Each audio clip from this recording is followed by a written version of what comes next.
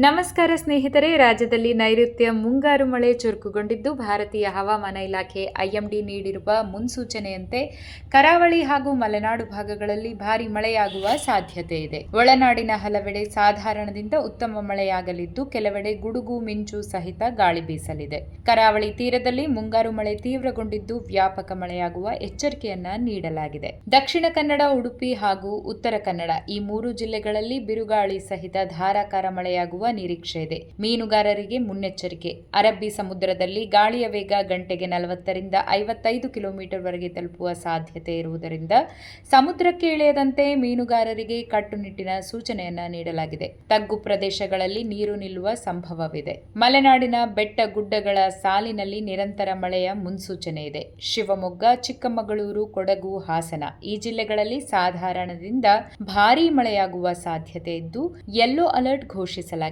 ಘಾಟ್ ಪ್ರದೇಶಗಳಲ್ಲಿ ಭೂಕುಸಿತದ ಸಾಧ್ಯತೆ ಇರುವುದರಿಂದ ವಾಹನ ಸವಾರರು ಎಚ್ಚರ ವಹಿಸಲೇಬೇಕು. ಬೆಂಗಳೂರು ನಗರ, ಬೆಂಗಳೂರು ಗ್ರಾಮಾಂತರ, ಮೈಸೂರು, ಮಂಡ್ಯ, ರಾಮನಗರ, ಚಾಮರಾಜನಗರ, ತುಮಕೂರು, ಕೋಲಾರ, ಚಿಕ್ಕಬಳ್ಳಾಪುರ ಮೋಡ ಕವಿದ ವಾತಾವರಣ ಮುಂದುವರಿಯಲಿದ್ದು, ಸಂಜೆ ಅಥವಾ ರಾತ್ರಿಯ ವೇಳೆಗೆ ಸಾಧಾರಣ ಮಳೆಯಾಗುವ ನಿರೀಕ್ಷೆ ಇದೆ. ಉತ್ತರ ಕರ್ನಾಟಕದ ಬೆಳಗಾವಿ, ಧಾರವಾಡ, ಹಾವೇರಿ, ಗಡಿನಾಡು ಮತ್ತು ಮಲೆನಾಡು ಹೊಂದಿಕೊಂಡ ಪ್ರದೇಶಗಳಲ್ಲಿ ಉತ್ತಮ ಮಳೆಯಾಗಲಿದೆ. ಕಲಬುರಗಿ, ಬೀದರ, ಯಾದಗಿರಿ, ರಾಯಚೂರು, ವಿಜಯಪುರ, ಬಾಗಲಕೋಟೆ, ಬಳ್ಳಾರಿ, ಕೊಪ್ಪಳ, ಗದಗ, ವಿಜಯನಗರ ಈ ಭಾಗಗಳಲ್ಲಿ ಸಾಧಾರಣ ಮಳೆಯಾಗುವ ಸಂಭವವಿದ್ದು, ಕೆಲವೆಡೆ ಗುಡುಗು ಮಿಂಚಿನ ಸಾಧ್ಯತೆ ಇದೆ. ಬೆಂಗಳೂರು ನಗರ ವಾತಾವರಣ ಗರಿಷ್ಠ ತಾಪಮಾನ ಸುಮಾರು 28 ಡಿಗ್ರಿ ಸೆಲ್ಸಿಯಸ್ ಹಾಗೂ ಕನಿಷ್ಠ ತಾಪಮಾನ 20 ಡಿಗ್ರಿ ಸೆಲ್ಸಿಯಸ್ ಆಸುಪಾಸಿನಲ್ಲಿರಲಿದೆ ಹಾಗೂ ಜಿಟಿ ಮಳೆಯಿಂದ ನಗರದ ತಂಪು ವಾತಾವರಣ ಮುಂದುವರೆಯಲಿದೆ.